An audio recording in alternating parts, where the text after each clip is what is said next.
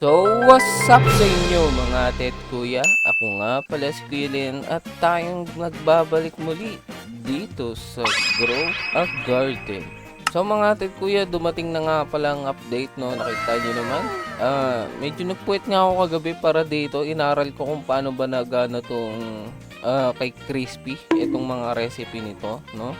Ngayon, tuturo ko sa inyo kung paano ba nagana to and ano yung mga factor na kailangan yung malaman para makakuha kayo ng mga high tier na pagkain. Yes, sir. So mga ate at kuya, hindi ko na to papatagalin pa. I hope na mag-umpisa na tayo. Kaya simulan natin kagad sa wash out.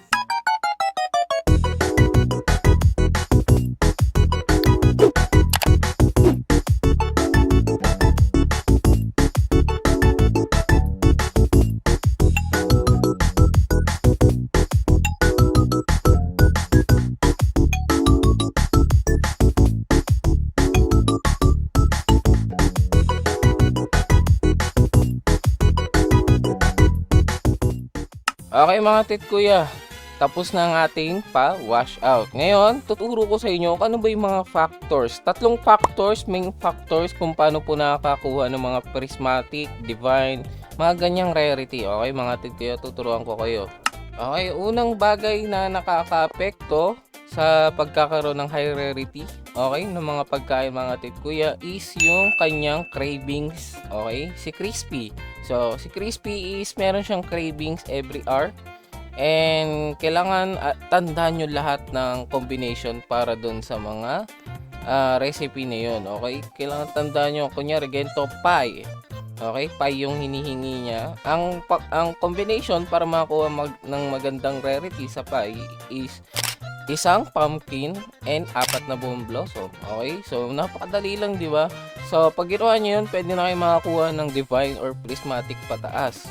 So, nagtataka kayo, kuya, bakit may bomb blossom yung pie mo? So, yun yung pangalawang factor na nakakadagdag sa pagkakaroon ng high rarity ng pagkain dito pagdating kay Crispy, no, mga tit kuya. Pag nagdadagdag kayo ng high rarity katulad ng bomb blossom na transcendent, mas tumataas po yung value ng pagkain na binibigay nyo. Kunyari, pag dinagdagan nyo, yun nga, pag dinagdagan nyo ng puro common lang, common tier lang din po yung makukuha nyo. Ganun po kadalas yung nalabas. Kaya magtataka kayo minsan, bakit ang bababa ng tier na nakukuha nyo? Kasi hindi po kayo naglalagay ng bone blossom. Bone blossom po yung pinakamataas na tier which is transcendent. Kaya bone blossom po yung tituro ko sa inyo. Pero pwede rin kayo gumamit ng ibang types katulad ng mga prismatic na elder strawberry, sugar apple, giant pine cone. Yan, may mga pwede nyong paggamitan yung mga yan. Kaso hindi ko kabisado yung ibang recipe. Kaya bone blossom yung tinuturo ko sa inyo. Kasi yung bone blossom, halos gumagana siya sa lahat. And yung pangatlong factor na nakaka-apekto dito na marahil hindi nyo alam mga tit kuya is yung kg, okay? Yung bigat, okay? Kasi makikita nyo, puro malalaki yung plant ko. Ginamitan ko po yun ng sprinkler, no? Kapag mas malaki po ang plant nyo, mas malaki rin po ang food item na makukuha nyo. Normally, kapag naglagay kayo ng mga food, tapos lumabas, ganito lang kalalaki. Ganyan lang, o diba? Kasi maliliit lang yung kinuha ko. Wala naman ako nilagay ng ganyang kalalaki. Ngayon, pag gumamit kayo ng sprinkler, tapos nilagay nyo yung ganyang kalalaki, malaki din yung makukuha nyo pagkain mga tit kuya. Ibig sabihin, malaki din po yung rewards na makukuha nyo. Kaso, ganito po yung ano nun, parang disadvantage kapag malalaki. Pero okay lang to kapag ganito ginawa nyo. Papakita ko sa inyo. Meron ako dito kunyari 15 kg na bone blossom. Makikita nyo, ito palang nilagay ko, 26 minutes na kagad, okay? Ganito po yung ano yun, parang downside ng mga malalaki, no? Kapag naglagay kayo ng mga malalaki na ingredients, mas tumatagal po ang timer. Normally, umabot lang yan ng 5 to 6 minutes. Pero dahil nga malalaki nilagay ko, is mas matagal siya. Pero okay lang yun, mga tit kuya, kasi nga, lumalaki din yung reward natin kay Crispy. So, ngayon, nilagyan ko na ng 3 bone blossom na malaki yan. Nakita nyo naman, 25 minutes na. Tapos, lalagyan natin ng isang pumpkin na malaki. Okay? Kasi sabi ko kanina, di ba? Isang pumpkin, tas 3 bone blossom, pwede na po pangkuha ng ng pie. Okay, papakita ko sa inyo para maniwala kayo. Ito, 37 kg na pumpkin. Okay? So, lagay natin to. Kita nyo? Ano na siya? Wala na. tatlong bomb blossom, isang pumpkin, tapos lagay na natin yung cook. So nakita nyo, pie yung lumabas na cooking craving, okay? So nagawa natin, ibig sabihin guaranteed na pie po yung recipe na yun, okay? 33 minutes nga lang siya and hindi na tayo abot sa craving, pero pwede natin to itabi if ever na dumating ulit yung pie. Okay, future Kuya Len here. Ito yung nilagay kong pumpkin na malaki at saka bomb blossom, no? Na pagkatagal-tagal. Titignan natin kung gaano ba kalaki. So nakita nyo, prismatic, diba? Sabi ko sa inyo, prismatic yung makuha natin dyan eh. Tapos ngayon, ganito siya kalaki. Laki niya, pero hindi siya yung sobrang laki kasi nga, hindi naman sobrang lalaki din yung nalagay ko, pero malalaki sila. Ngayon, hindi ko to mabibigay ngayon sa baboy kay Crispy kasi nga, iba po yung craving niya kasi iba na po yung craving niya. Okay, yun lang yun. Iba yung craving niya. So, sisave ko na lang to kapag nagkaroon ulit ng pie para mas maganda yung rewards na makukuha natin. Ganun po kasi siya na gani. Pag mas maganda yung cravings niya, okay, pag iba yung pagsakto yung cravings niya sa ibibigay mo, mas maganda yung reward. So antayin na lang natin yung mga tip kuya. So ngayon naturo ko na sa inyo kung paano ba yung mga factor or ano yung mga factor na nakaka-apekto sa pagka-craft ng mga recipe.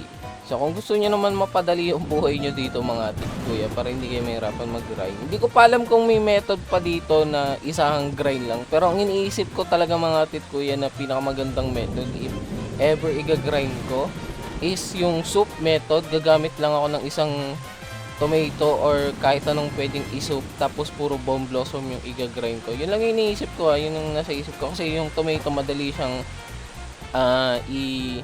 tawag dito, palakihin lalo na pag ni-sprinkler mo and madamihan siya pag tinatanim. Yun yung naisip ko pero hindi ko pa natatry.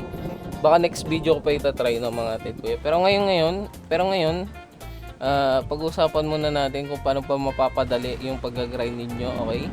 So, pwede kayo gumamit ng sprinkler and pwede kayo gumamit ng tricera. Makikita nyo naka full tricera ako kasi pinapabilis po nila yung paglaki ng ating mga fruit. So, makita nyo laki nitong sugar apple ko. Nilalagyan ko lang yan ng Godly Advance para mag-ano. Tapos yung tricera na po yung bahalang bumangga para mas lumaki kagad sila, okay?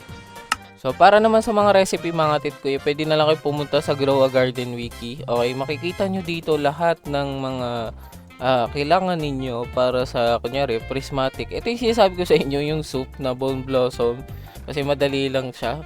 So, makikita nyo, isang tomato and 4 na bomb blossom. Pero, syempre, hindi lang to yung pinaka-recipe kaya nakikita nyo first option. Meron kasing mga iba't ibang type of soup. Okay? Nakagawa ako ng corn soup, nakagawa din ako ng ang tawag dito, beanstalk soup na pero hindi sila naka bone blossom. Yun yung parang ine-experiment ko lang.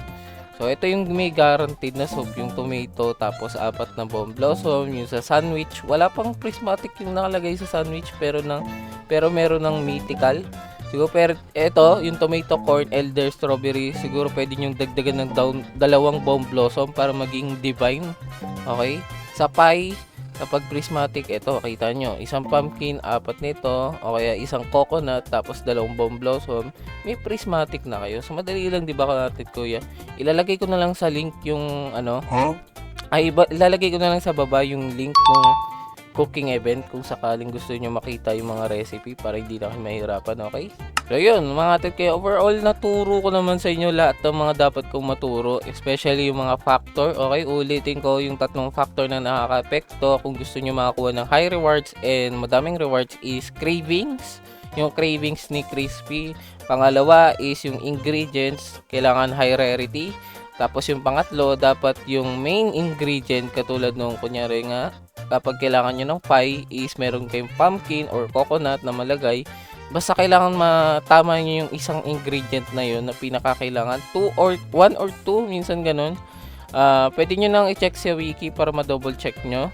Pag nagawa nyo yung mga tit kuya, guaranteed kayo laging divine to prismatic lagi. And malalaki dapat yung mga okay? Malalaki dapat yung mga i-donate nyo para mas madaming rewards. Mga tit kuya, titignan na natin kung sino ba yung nanalo ng ating pa-corrupted kitsune giveaway. Okay, may 43 comments sa inyo.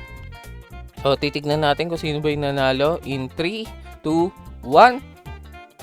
So, ang nanalo po ay si Sub to Noob 57, no? Si Aaron Arcila, no? Congrats sa'yo, Aaron, no? Add na lang kita and chat mo ako kung kailan mo ako pwede kunin yung mga rewards mo. Ikaw ata to, Sabtunod 57. Idol ko mga talaga. Talaga ba to? So, add na lang kita. Accept mo na lang ako para mabigay ko sa'yo, okay? So, yun lang naman mga tit kuya. I hope na naturuan ko kayo and may matulong man ako sa inyo kahit papano. Nagpuyot ako para doon, no mga tit kuya. I hope na makatulong talaga para sa inyo. Last stress na ako natulog kasi tinitesting ko talaga kung ano yung mga nagana at hindi nagana, no mga tit kuya. So, yun lang mga tit kuya. Ingat kayo palagi and God bless po sa inyo. Bye-bye!